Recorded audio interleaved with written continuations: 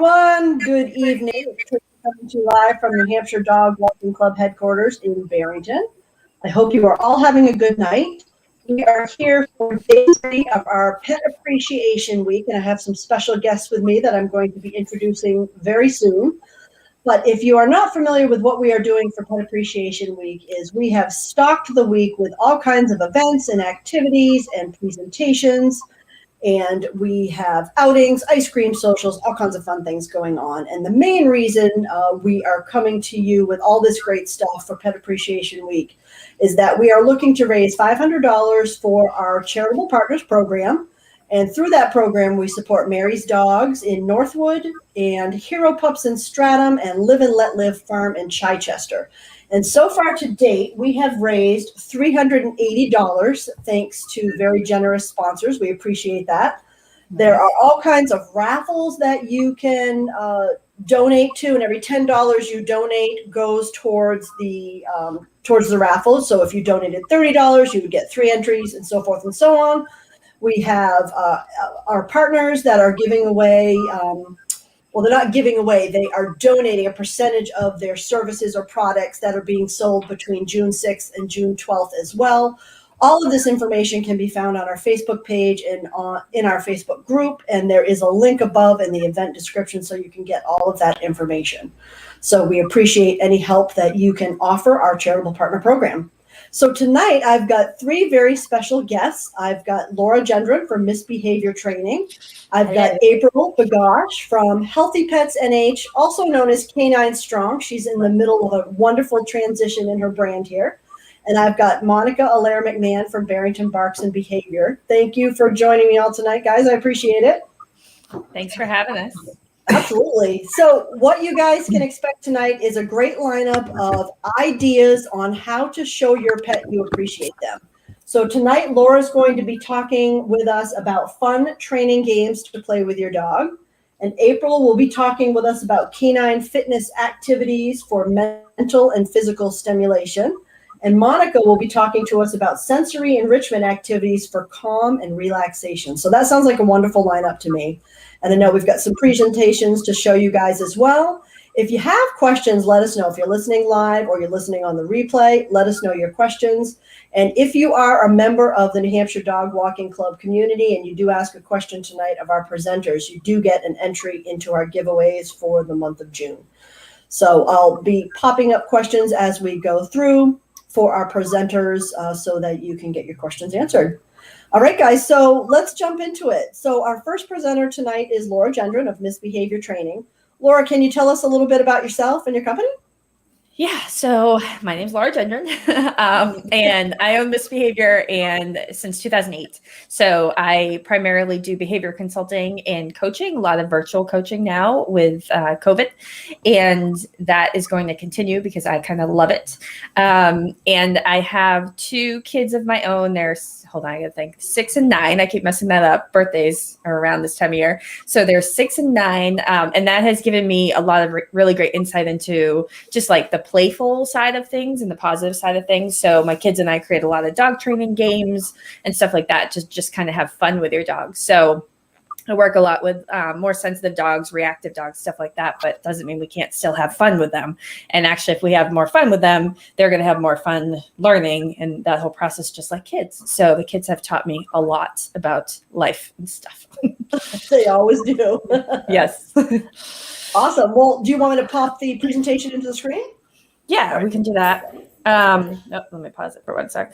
Can't give you a preview yet. So I came up, it was really, I have to tell you, Traci, it was really hard for me to just narrow it down to a few games to keep within like just, 10 minutes or so presentation. Yeah. So I picked, I went through my lists and list upon list and picked kind of 3 games that I think will hit different issues for different people.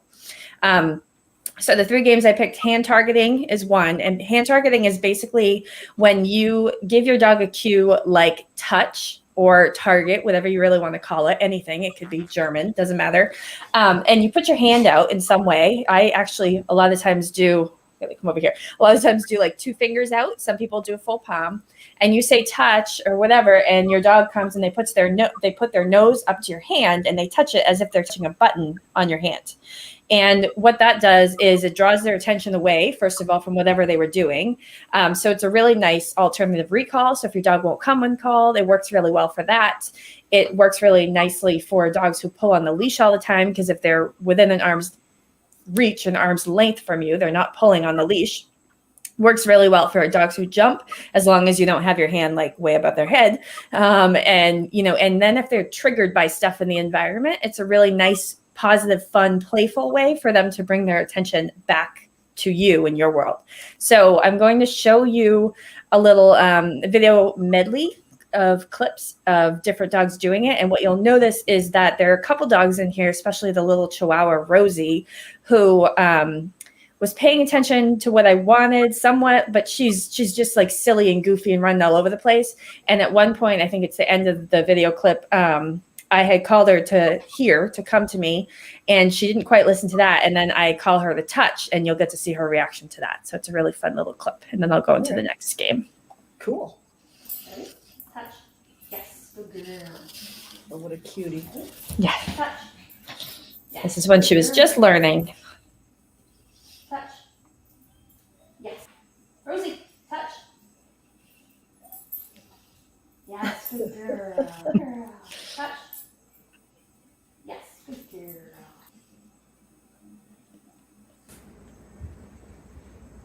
Yes.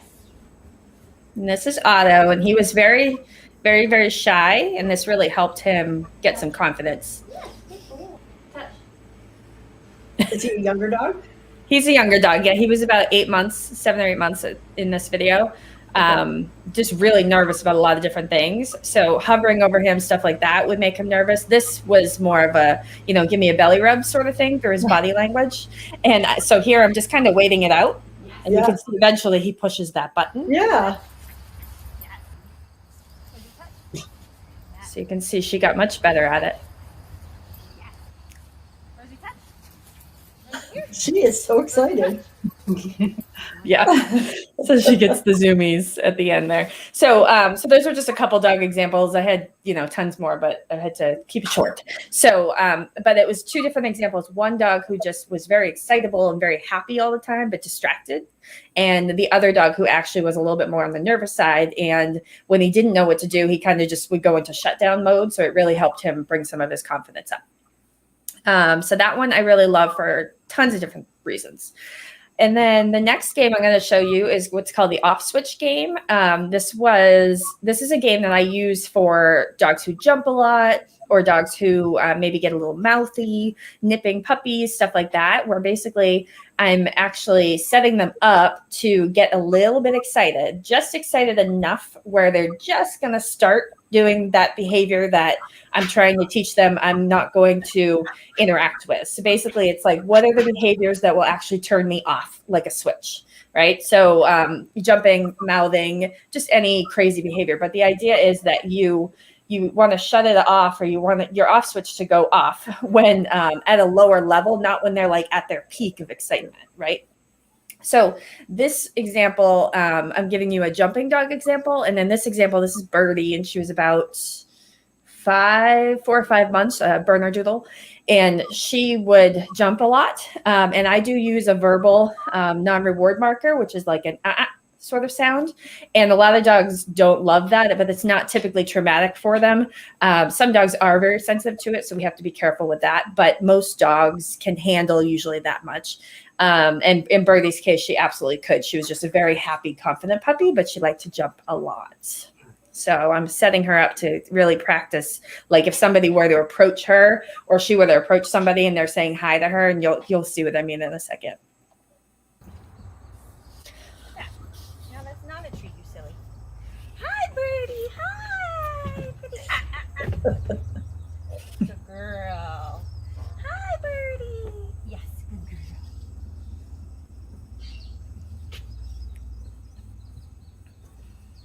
Hi, Birdie. Hi, pretty girl. Yes, good girl. Oh, nice. Good. Hi, pretty. It's like, oops, never mind. Good girl. Yes, good girl. That's better. That's better. It's hard not to jump, huh? Birdie, birdie, birdie. Hi, pretty girl. Hi. What are you doing? Good. Yes, good girl. Very good. Good girl. She's a quick learner. Yes, very quick. Hi, birdie.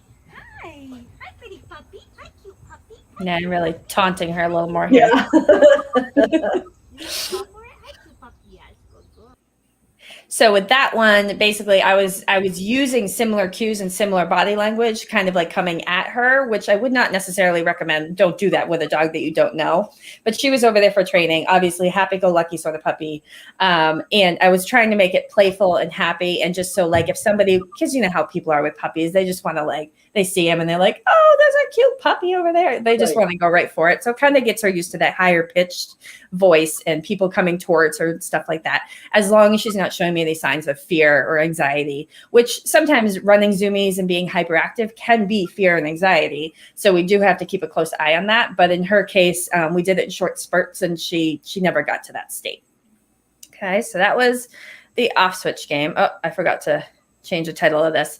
And then my classic one, this one is actually called Take a Peek, which is if anybody follows any other trainers out there, Leslie McDevitt is a famous trainer, and she came up with the Look at That game. And this is just a different version of that. I just called it something else. It just has a more fun name to me and makes a little bit more sense to me. So the Take a Peek game is a game that's really good for dogs who overreact to things in their environment. So instead of them barking at things or lunging towards things or whatever it is, they are actually quietly and calmly looking at the thing or peeking at the thing.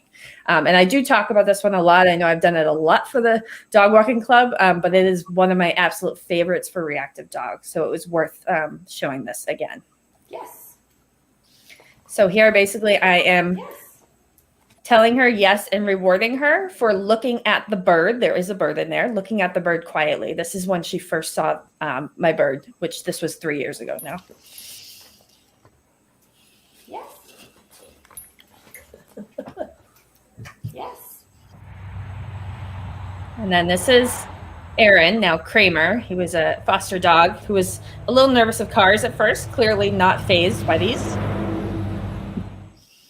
And then this is my dog Willow again, recently, for a fake cat. This was hard for her. She loves kitties.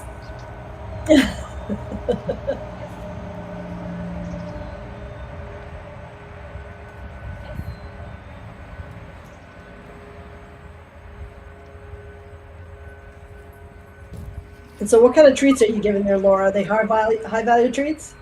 Medium value to her. They're soft, chewy treats for her. Nothing that I like to keep them chewy so that they can eat more quickly, because otherwise it's too dry. It's hard for them to eat.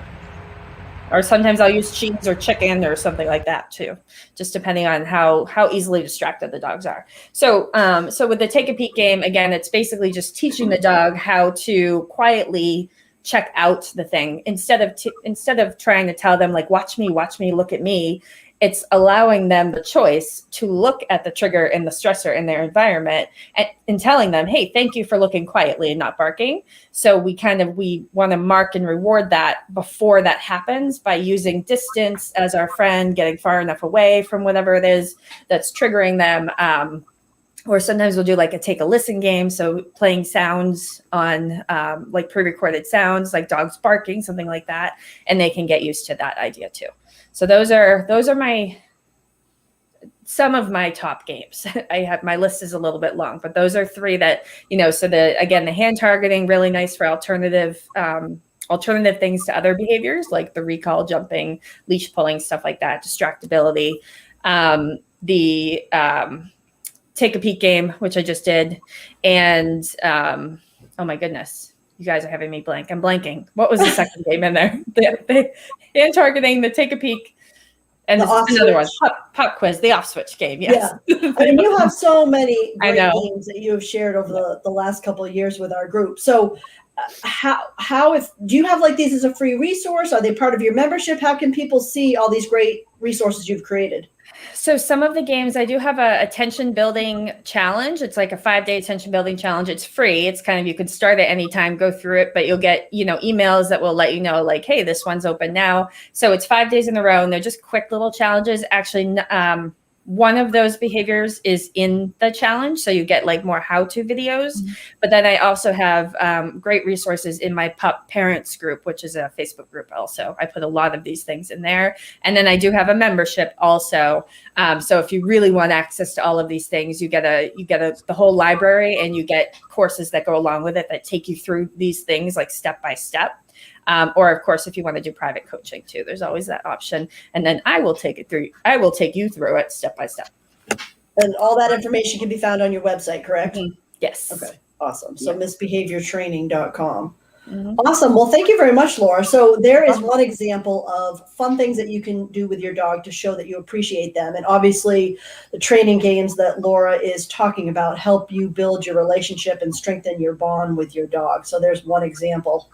So April, I know you do a lot with Canine Fitness. You have open gyms with your company now called Canine Strong in Concord. Can you tell us a little bit about what you do and what you do at Canine Strong as well? Sure. So Canine Fitness training is sort of what I'm highlighting with Canine Strong. So as you mentioned, I've been Healthy Pets New Hampshire, which has been sort of a wellness company. And I've done a lot of things that was more sort of educational based stuff and not so much in person with a lot of the dogs. But now, because of having the facility, and it's just, there is a lot more interest in that's coming out of it now. We are actually, like you said, offering the open gyms, but we're also offering individual sessions and classes. And so the thing, what's great about listening to Laura and then knowing that Monica's coming up, because I know what they all have to offer, is that Canine Fitness, a lot of people don't know what it is. And so I wanted to take tonight, and it's funny because like the whole thing leading up with your Pet Appreciation Week and ending on Sunday with the trifecta and everything else. And it's like, I look at these ladies and I think this is like the trifecta, because with Canine Fitness, it isn't, and I think most people hear fitness. And of course, as a human, you either love fitness or you hate fitness. So it's like, you look forward to it, you're like, oh my God, I don't want to do this. But your dogs, it's a different story, because really fitness, I mean, when you're applying fitness to your dog, it really should, it's more of a lifestyle. It's not necessarily just a particular move or a particular exercise or a particular game, like what we were just going through with Laura. But, and it can be, but the reality of the fitness is that it's like, it's an all encompassing, it's like a whole body, whole being process and sort of event, if you want to call it that. But the thing that I really want to highlight is the fact that, like what Laura's talking about, playing with your dogs. Dogs just want to be with us, right? They're social creatures. They want to be with us. They want to be able to explore their world. They want to be able to use their senses. They want to use their body. They just, if they could give us in words, the thing that they want the most is like, let's just go do something, right? So when you work with a trainer like Laura, you're given basic tools to be able to just go do something with your dog, right? They help you to do, like, help them to shape behaviors, get them to understand cues, things such as that. And then that's when they can kind of move into the fitness realm. So you can have a dog that doesn't have any of those basics, but, and we can certainly work on that when we are within fitness. But what the fitness does, because of the fact that it's going to encompass the physical body, it's going to encompass the mental. So we're going to be physically working them, but we're also going to be asking them mentally. We're going to challenge them mentally, which again is something that a dog just needs desperately, because most breeds that are out there were bred for a particular reason, and most of them are not necessarily given that reason right now. Like, they're sitting on a couch all day. We might take them for hikes or walks or whatever, but like, the border collie that just wants to herd, if they're not necessarily getting that, there's a piece of their brain that isn't being stimulated in the way that they would really like it to be in sort of their natural settings. So Canine Fitness is an encompassing thing. And I kind of wanted to really sort of bring it together with what you're doing this weekend, because some people say, well, what does Canine Fitness look like? What Laura just described to us, that's a really mental aspect of Canine Fitness. So really, dog training is Canine Fitness. And then you're going to hear from Monica shortly, and she's going to talk to you about sensory experiences, which again is mental, but both of them tie in the physical, because Laura's asking the dog to do or not do something. And Monica is then introducing a dog to things that they can choose to do or not do something. And you can't separate all of the mental and the physical components from the fitness. So your event this weekend, Traci, so you have the trifecta, right? So we've got swimming, and then we have fitness, and we have the sensory experience, and then we have the social aspect of it. So when you take the as you call the trifecta of those three activities, you're getting the physical, you're getting the mental, but you're reaching the emotional aspect of a dog. Because I know some people would argue, is there really emotion to an animal? My argument is yes. And I could go on a whole argument about that. But the reality of it is allowing them to do the things that they love to do, to move in their body, to use their brain, and to be with you or to be with other dogs, if that's their choice, is really what fitness comes down to. So if I get back to like, what does fitness look like? Fitness can look as basic as what Laura just said, like hand touch. A hand target is a primary component of fitness that we use to regain a dog's attention, or in some cases by the hand touch, we're actually using it as like a lure. So we would continue to move our hand and continue to ask them to touch it so that we could get them onto a piece of equipment or around a piece of equipment or under. So there's aspects of training that come into the fitness. And then like, where does the actual fitness come into it? We do ask, as fitness trainers, we're going to ask dogs to do things that they do all the time. So like if your dog climbs a riverbank, or if your dog likes to chase Frisbees or balls, or, you know, even just asking your dog to go from a sit to a stand and bite and back again. Those things are all fitness components. So it comes down to like your intention behind the activity that you're doing. So if your intention behind the activity is to reinforce training behaviors, then you're reinforcing training behaviors. But those same behaviors done with the intention of fitness and then done sort of on more repetitive behaviors or motions, like, in other words, sit to stand 3 to 5 times, can now become a strength activity that becomes part of fitness. And then the games that Laura was talking about, those are all mental, right? Like, so the dog is having to use their brain to think about what it is that you're asking and what it is that you want them to do. How do they actually get that action, or how do they do what you want them to do? But it's also that connection to the human. So I think, you know, if I wanted to highlight anything at all for people to understand the fitness thing, it doesn't have to be about exercise. A lot of times it's not. And if you actually were to go to my Facebook page, or you go to the website, and in particular the Facebook page that has pictures and videos of the open gyms, you can clearly see that these dogs are actually having fun. There are things that we ask them to do, but a lot of times we just encourage them to use the equipment as they want to. So I always ask people, like, what's your goal for your dog? And if they have a specific goal, we work with it. If they don't have a specific goal, then we say, well, what does your dog really like?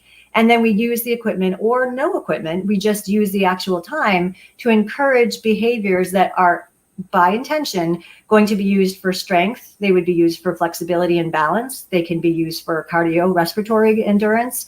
They can be used for mental.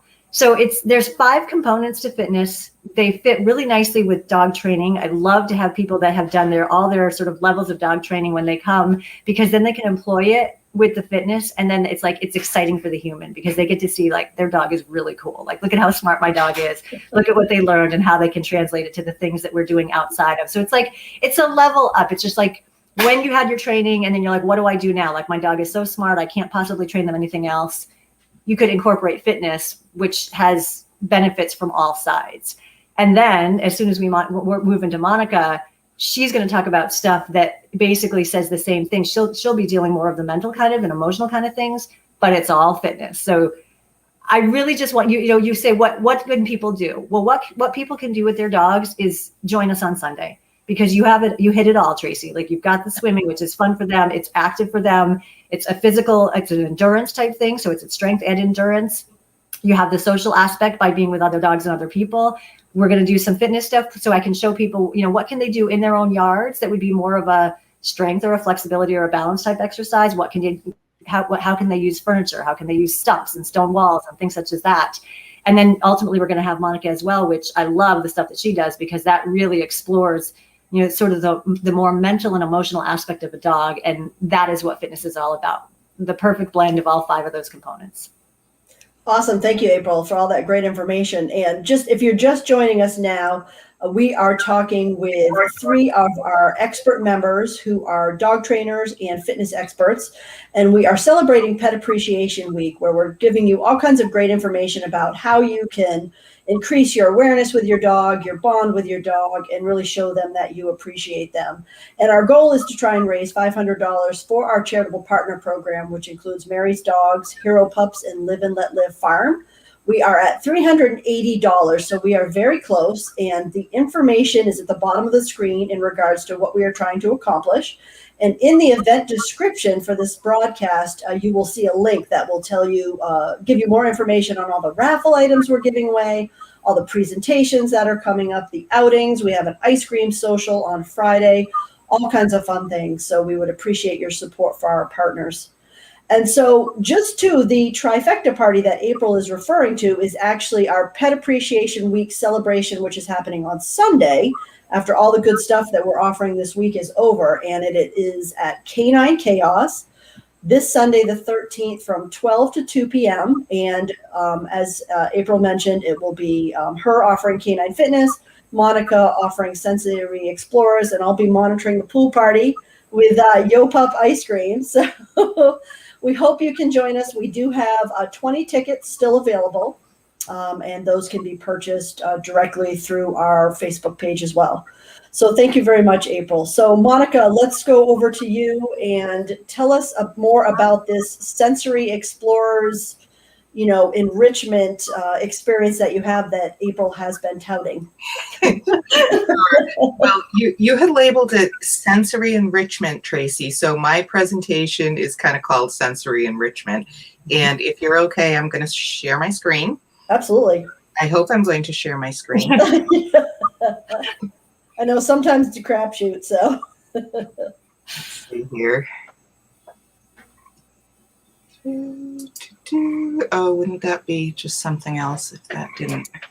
Well, here, I'll flash up April's website address while we're waiting. So you can visit her site at caninestrong.com. She has a page about her open gym as well, and I know it leads you to her Facebook page where you can find all the open gym times as well. All right, I've got it here, Monica. I'm going to flash it in. Excellent. All right, there we go. So I'm talking about sensory enrichment tonight. And really what we're trying to do is, remember with enrichment, it is about meeting a dog's needs. That includes emotional, physical, mental, all of the needs. And with a sensory enrichment or sensory explorers event, we're encouraging curiosity and exploration by providing a setup that gives the dog a chance to use all of their senses. So that includes sight, taste, touch, smell, sound, proprioception, which is the placement of your extremities without having to look at them, interoception, those are your internal feelings, and the vestibular system, which is all about balance.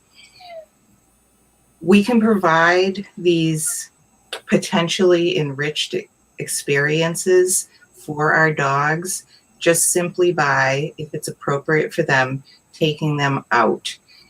And when I say out, it doesn't have to be the Appalachian Mountain Trail. It can be out anywhere from your home that is a novel environment for the dog. We always want to bear in mind that our dogs are individuals, and you have to kind of, it's a little bit of trial and error with the knowledge of who your dog is. Some dogs are going to find some environments overwhelming. So if you set off to do, say, a hike, and you find your dog is just, it's too much for your dog, just go home and then kind of rethink your plan. So a lot of this sensory enrichment, it's, I just lost my train of thought. Oh my goodness. No worries. Take your time. Poppy's enjoying smelling that dandelion seed. I know. It's so cute.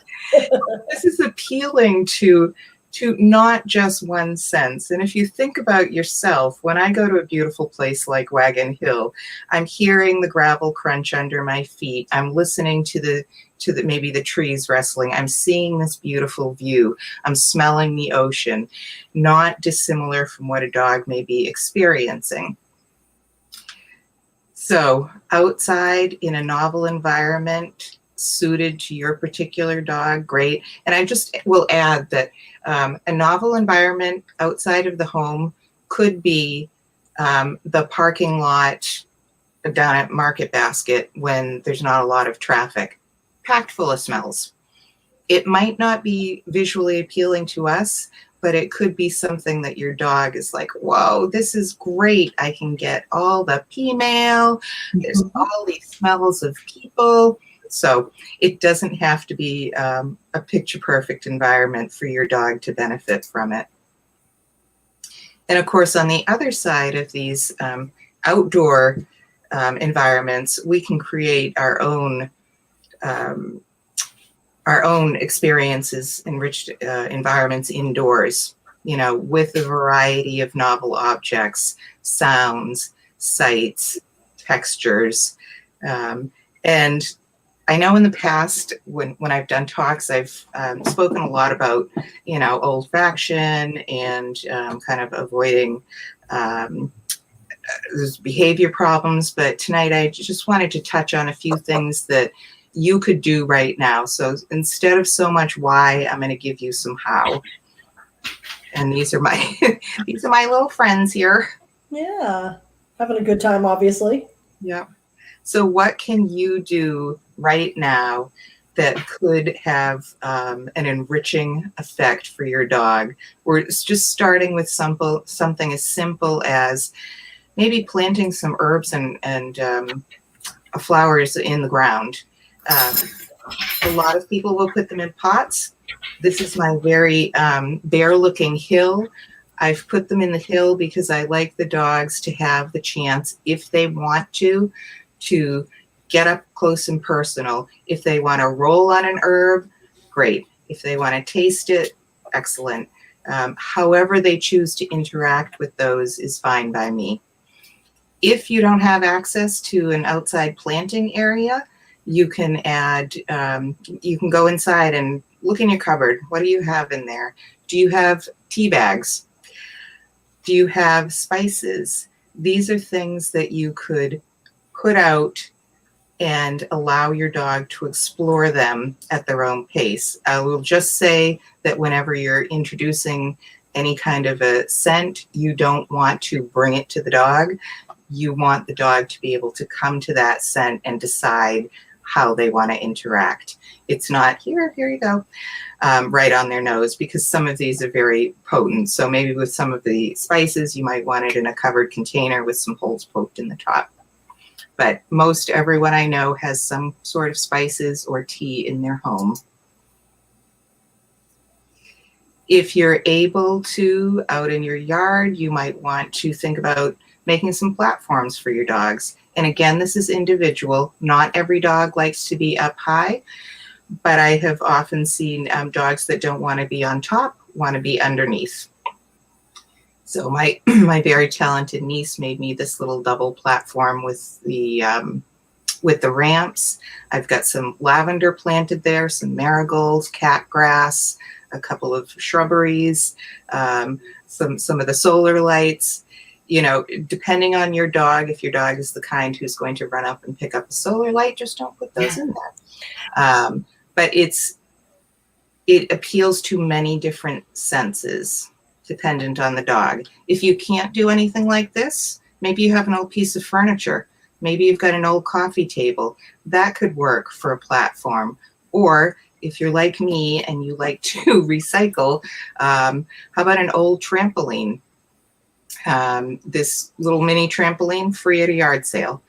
So you don't have to spend a lot of money to add things to your dog's environment that could be enriching. And you'll know if it's enriching after you see the effect of your dog's interaction with it.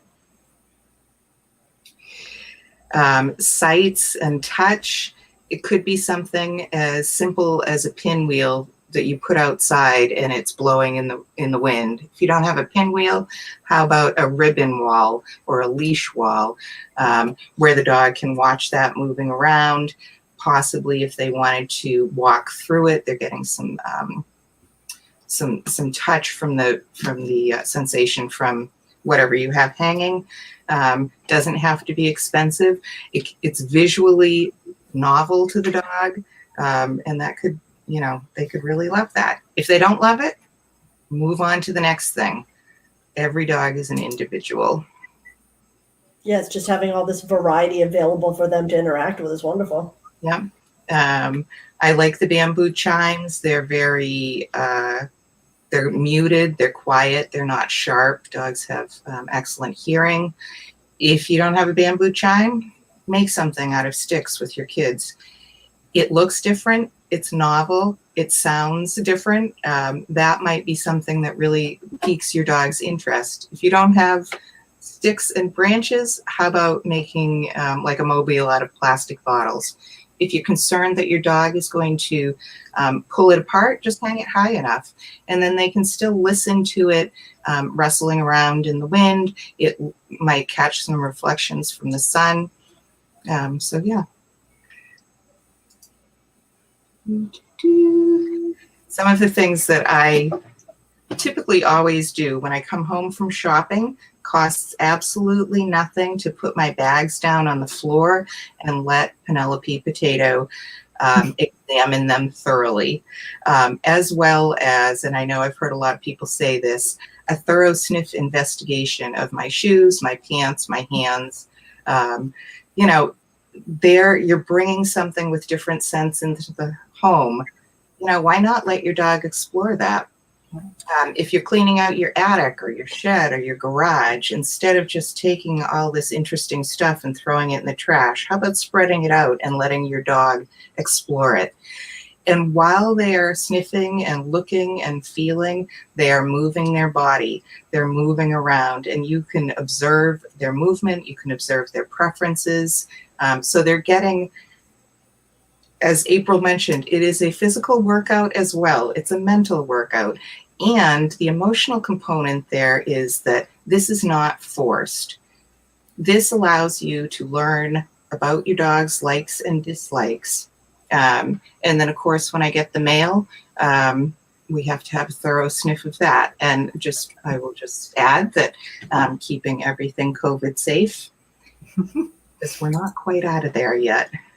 I know it's funny, the things we take for granted, Monica, like getting the mail, just giving your dogs a few seconds to smell it and interact with it. You don't realize the joy that they potentially are getting out of that. Yeah, who knows where that mail has been? That doesn't sound terribly positive. Take the we get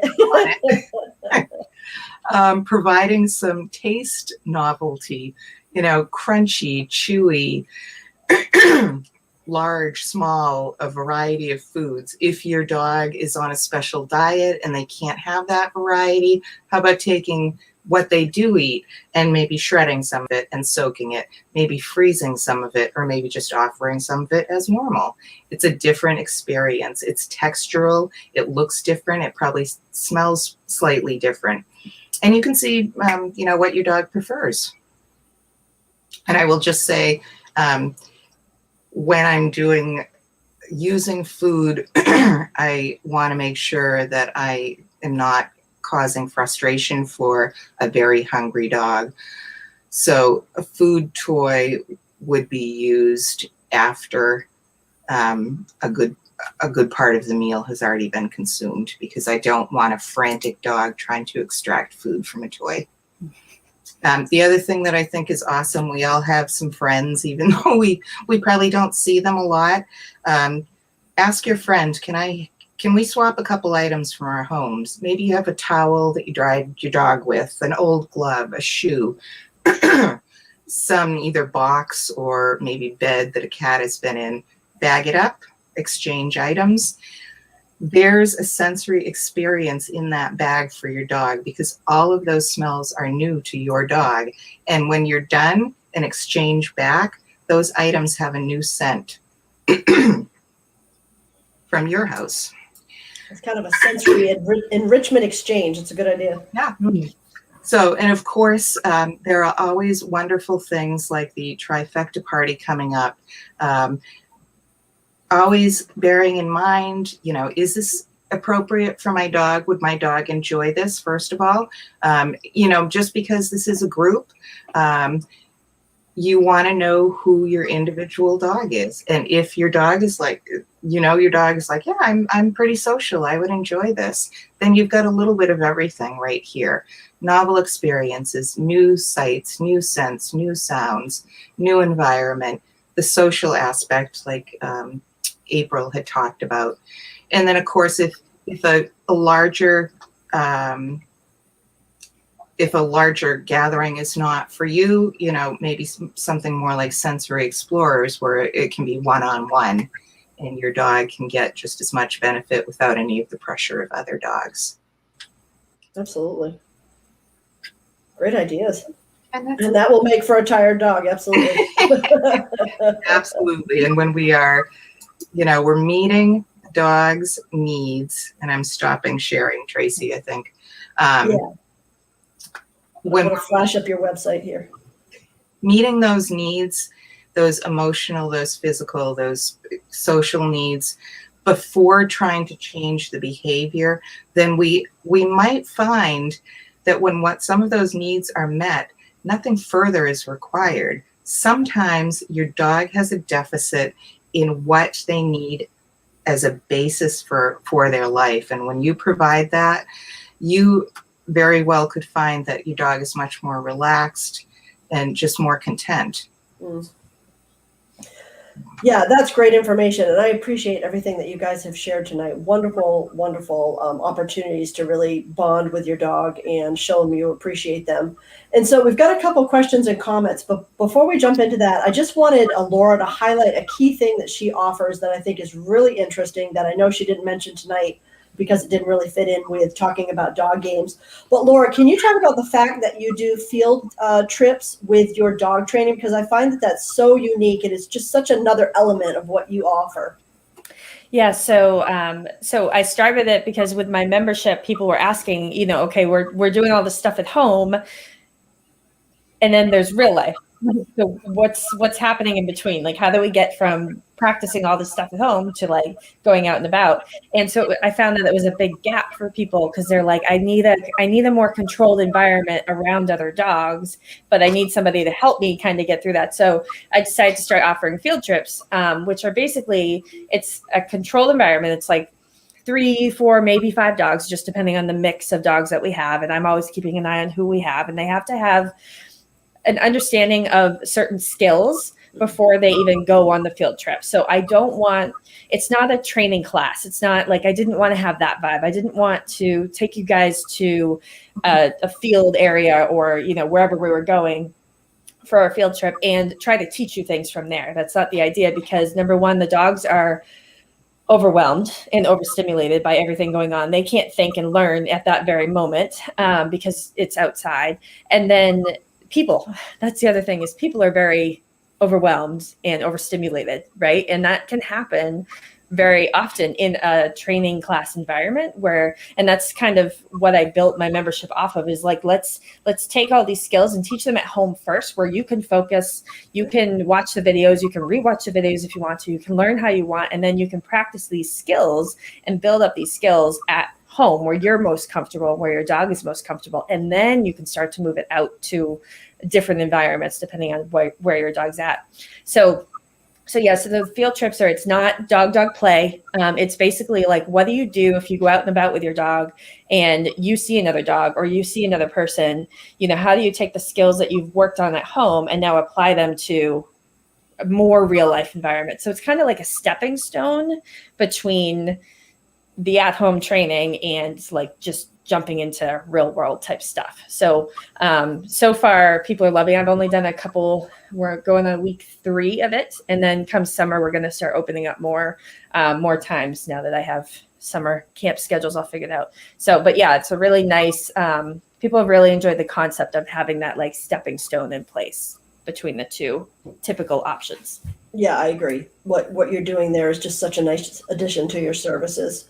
So I'm glad that we could talk a little bit more about them, because I think it is a great stepping stone too. If you have not been introduced to a pack of dogs before you join one of the walks for the dog walking club, this is a great first step to really feel comfortable and have your dog feel comfortable. So thank you for sharing that, Laura. You're welcome. And also one other thing, again, to just remind everybody that we are trying to raise $500 this week for Pet Appreciation Week for our charitable partners. And we do have awesome raffle items available, and there have been items donated from all three of my guests here tonight. You can see the list on our Facebook page or in our Facebook group. So for every $10 you donate to our charitable partner campaigns, all the details are on our page. You earn an entry into the contest. So if you donate $30, 3 entries, $50, 5 entries, and so on. So we'd appreciate your support this week to help our charitable partners. All right, so we've got some questions and comments here. Let me flash them up, guys. So how many dogs do you allow during open gym times, April? So it's an indoor facility, and the space will allow us to be able to do 8 dogs total, everybody at a station, not in each other's faces, plenty of room to do what they have to do. So 8 is the magic number. Oh, okay. Well, I know Ray and I have done your open gyms as well, and we really enjoy it. And so Ray's saying the Canine Fitness was lots of fun to do. Great to see the dogs get more comfortable doing the activities. And I think that's the thing, because Gilly's gone a couple times and she's really enjoyed, the different, the over, the unders, the balancing, which I know she wasn't so great with the first time, but she's getting better with it. So yeah, it's amazing how much they improve. Yeah, I agreed. And so Michelle's saying, looking forward to Sunday's event. Awesome, Michelle. Yeah, glad you are signed up to go. We are looking forward to having you and Ruby there. It's going to be a fun event on Sunday for sure. And let's see, another comment. Our neighbor plants flowers every summer on the corner around the telephone pole. Cody loves to walk over and sniff all of them. Yeah. And I think I've told this story before on a live presentation. I used to walk a dog that is no longer alive, unfortunately, but it was an older dog. It was 16 when I was walking, very slow, but would just do the little cul-de-sac at the end of its neighborhood. And there were roses that would grow on the neighbor's property every summer. And literally the dog would stop every single time we walked that cul-de-sac to smell the roses. It was the sweetest thing. I got so much enjoyment out of just, seeing that dog engage with those roses. So cute.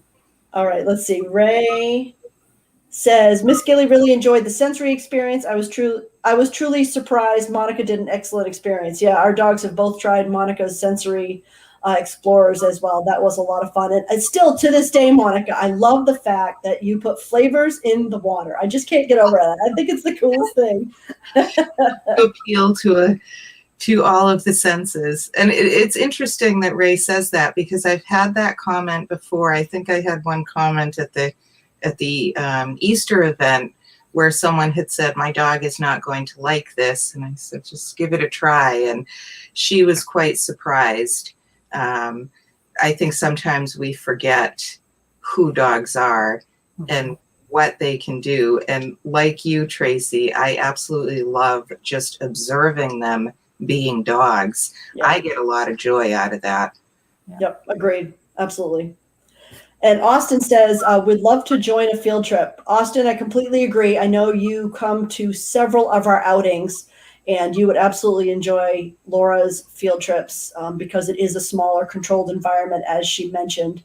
And I think that would be a lot of fun for you and Indy and Galaxy for sure. Awesome. Well, that's it, guys. Great information. Thank you so much for sharing. And again, looking to raise $500 this week. We are at $380. Appreciate any help you can give. I want to thank my guests very much for their time and their energy being here with us tonight and sharing resources with you. And thank you to everybody for your comments and questions. We really appreciate it. Check us out on the Facebook page for all of the additional speakers coming up this week and the events, as well as the Trifecta Party on Sunday. All right, guys, thank you so much for your time. I appreciate it. You guys have a great night. Thanks ladies. Bye. Bye.